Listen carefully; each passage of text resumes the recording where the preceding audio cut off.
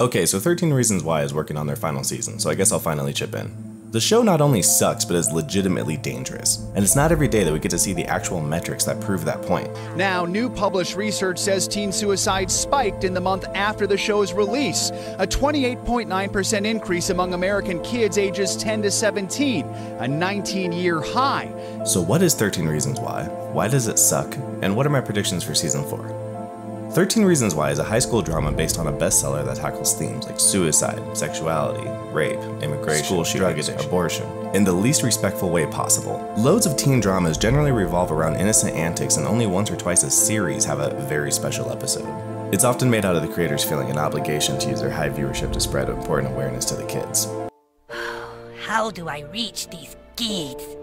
And some are more successful than others. The Fresh Prince of Bel-Air having a moving story about abandonment and what it actually means to be a father. How come you don't want me, man? And Saved by the Bell having the desire to teach about the dangers of drug addiction, but only being able to muster up the courage to make those drugs caffeine pills. Pills? You mean you really are taking drugs? I need them. I'm so excited! I'm so excited! I'm scared! 13 Reasons Why has taken the very special episode concept and made it the entire show. While most writers have avoided these topics due to the great responsibility to handle them with care and not end up like Saved by the Bell, the people behind 13 Reasons Why took a very hold my beer approach. So let's recap each season and I can point out my main gripes. We don't have time for all of them. Season 1 follows the story of Hannah, who killed herself. Before doing so, she made cassette tapes in the 2000s, each of which blame another person for her suicide. And you could have stopped it. And I could have. And a dozen other people, at least. Clay was one of her friends and is more or less our protagonist through the show. The man has only one look, for Christ's sake! Doesn't anyone notice this? I feel like I'm taking crazy pills! He imagines Hannah as a force ghost and she provides narration. The biggest issue I have is it makes suicide seem like a great way to get back at people, and it makes it seem noble. I think you know exactly what you did. And after these tapes, you'll never forget it. I know I won't. Your parents don't listen to you and your friends are mean to you? Well, they'll sure miss you and feel bad when you kill yourself. Yeah, you'll show them. Season 2 follows a few weeks later as Hannah's mother is taking the school to court for hosting a hostile environment. Clay gets involved trying to point out that the rich jock types are catered to by the school over the at-risk teen girls. Both seasons feature a Disney villain named Bryce, and the subplot involves a boy, Tyler, being the victim of assault by one of Bryce's friends, Monty. This leads Tyler to plan a school shooting. The biggest issue here is Clay stopping the school shooting in a way that in real life would nearly guarantee himself being the first victim and not telling the police or even any parents. This catches us up to the current and most batshit season, which I had the pleasure to view via riff tracks by Adam from YMS, Gael, and Scoot. Welcome to season 3 of 13 Reasons Why. Okay. Oh, they're about to talk about suicide! A PSA. Because they're responsible for the increased youth Making suicide kids since kill themselves. publishing. What are we gonna do, not make a show about suicide? right. Come on. If I were to say anything nice about the first 2 seasons, is that there's a narrative thread that in some ways actually makes sense. Season 1, Hannah kills herself and everyone feels bad. Makes you think. Then season 2 is about the follow-up court hearings. Again, I get it. But season 3 has to kickstart an entire new drama and it couldn't feel more forced. We can repilot.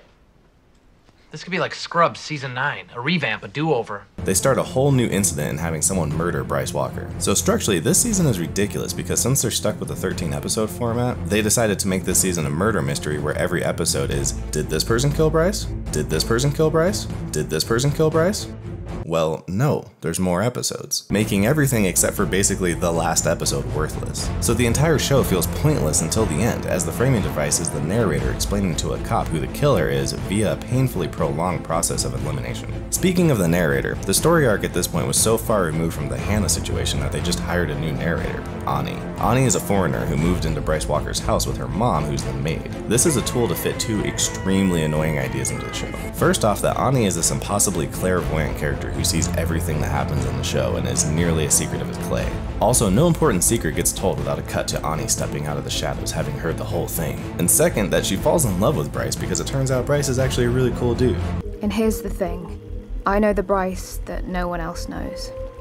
They try so hard this season to make Bryce seem human, but they already made him a goddamn monster for 2 seasons. He shares nearly as much screen time as the actual protagonist. They constantly show him having warm moments with his mother while his dad and grandpa are just the worst in a way to try to convince you that he's just a victim too. He even gets bullied at his new school for being a rapist. I mean, when she passes out at a party and you fucking rape her, dude, get the fuck out of here. The problem with trying to humanize him now all of a sudden is that we've already seen him be the devil incarnate for 2 seasons prior. This needs development over the whole show. But before we get into fixes, I'll finish up with a few more plot points. Monty realizes he's gay, but he's also a psycho still, and he beats up a man he has sex with to later attempt to start a relationship with him. Of course, this guy, Winston, is also a psycho because he's into it. Tyler, who's going to shoot up the school, gets no help from anyone with any training, but of course he's fine now and like a video game NPC whose quest has been completed, hangs out all day in the photo room with limited dialogue options. He also decides to throw away his last gun in the river. This comes back because at the end, a fisherman pulls out all the guns he was going to use for the school shooting out of the water. We find out that Alex, the kid who tried to kill himself previously, is the one who kills Bryce shortly after Zach hurts Bryce so badly he's convinced that he's the one who killed him. Keep in mind, these two are our protagonists. Murder Kid's father is the cop Ani is telling the 13-hour story to. He and her agree to blame it on Monty, who was killed off screen in jail. Let the dead bury the dead.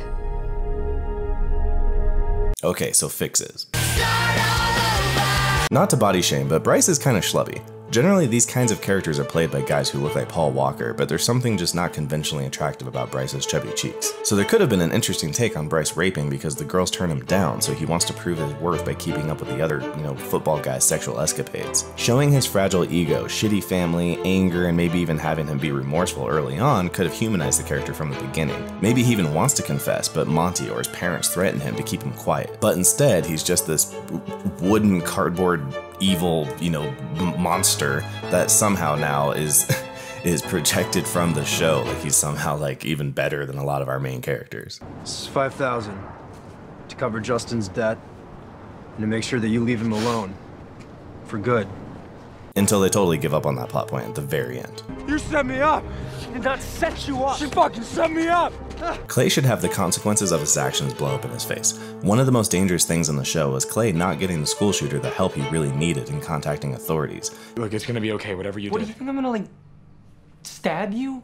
In my house? He's not a therapist, and he has a weird thing for hiding secrets from authority figures. Clay goes so far as to come up with a babysitting schedule for everyone in the group to keep 24-hour surveillance of the school shooter, and still doesn't tell any parents even when he suspects that the kid killed Bryce. An idea would have been to have an authority figure having hurt him, possibly at a young age, to explain that kind of behavior. Another take with Clay could be something darker. All throughout the show, Clay sees visions of Hannah and is eventually tormented by his visions of Bryce. Aww. You knew this was coming, right? The dead don't stay dead in your life. Not for long. You're not here. If Clay was a paranoid schizophrenic, that could be a great way to subvert what was actually going on with those visions, and it could explain why he's so paranoid with authority figures. A full-on mental break could be an awesome way to end the show.